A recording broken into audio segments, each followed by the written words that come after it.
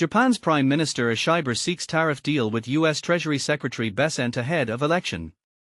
A high-stakes moment could be unfolding between the United States and Japan, one that has the potential to reshape trade relations in ways few expected.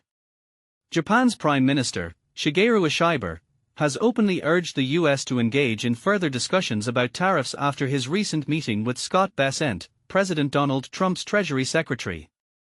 This all comes as Japan is on the cusp of a major parliamentary election this weekend, a context that only adds urgency and political intensity to the negotiations. But here's where it gets controversial. Bessent, during his diplomatic trip to Tokyo, asserted that reaching a good deal on tariffs was entirely within reach. Prime Minister Ishiba relayed these comments to the press afterward, hinting at optimism, but stopping short of declaring a breakthrough. What exactly does a good deal mean for both nations? Will it favor U.S. interests more, as critics of Trump-era tariffs often argue, or could Japan secure important concessions? This is the part most people miss. While both governments are talking up the chances of success, the underlying issues are complex. Tariff agreements are never just about economics, they are influenced by upcoming elections, international alliances, and domestic political agendas.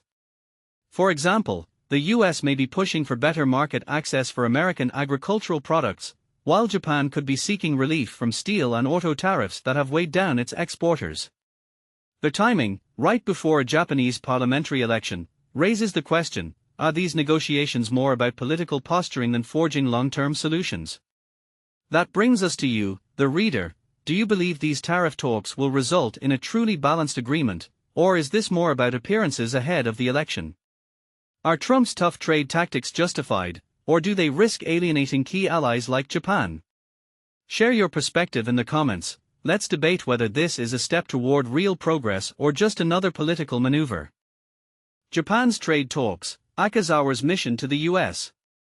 In the high-stakes world of international trade, every negotiation can feel like a balancing act between opportunity and compromise. Next week, Japan's Economic Revitalization Minister Ryusei Akazawa is set to return to Washington for another round of crucial discussions with U.S. officials. The stakes couldn't be higher. Tokyo is racing against an August 1 deadline to strike a deal that could prevent a punishing 25% tariff on Japanese imports imposed by President Donald Trump. But here's where it gets controversial: how far should nations go to protect their industries while fostering fair global trade? Speaking to reporters in Osaka, Akazawa emphasized his commitment to securing an agreement that benefits both Japan and the United States without compromising Japan's national interests.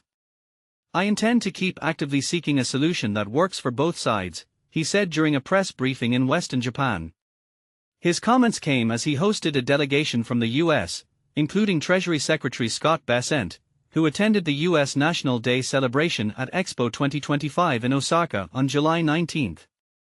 Interestingly, Akazawa noted that tariffs were not part of his discussions with Bessent during this event, a detail that might raise eyebrows among those closely following the talks. For those unfamiliar with the context, these negotiations are part of a broader effort to ease tensions over trade policies between the two economic powerhouses. Japan has long been one of America's largest trading partners, but disagreements over tariffs have occasionally strained relations. This time, however, the looming threat of steep import taxes has injected urgency into the dialogue. A failure to reach an accord by the August deadline could result in significant financial losses for Japanese exporters and potentially destabilize bilateral ties. And this is the part most people miss: trade talks aren't just about numbers or tariffs, they are deeply intertwined with politics, public opinion, and even cultural diplomacy. For example, hosting events like the U.S. National Day at Expo 2025 isn't merely ceremonial. Such gatherings provide informal settings where key players can build rapport and lay groundwork for future agreements. By welcoming U.S. delegates warmly, Akazawa may be signaling Japan's willingness to collaborate, but also subtly reminding them of the importance of mutual respect in these negotiations. Still, questions linger. Can Akazawa deliver a deal that satisfies both domestic stakeholders in Japan and the demands of the Trump administration? Will the U.S. show flexibility in its approach, given its own political pressures ahead of upcoming elections? These uncertainties make the coming days pivotal, not just for Japan and the U.S., but for global markets watching closely to see how this unfolds. So, what do you think? Should countries prioritize protecting their industries through tariffs, or does free trade ultimately lead to greater prosperity for all? Weigh in below and let us know whether you believe Akazawa will succeed in averting this potential trade crisis.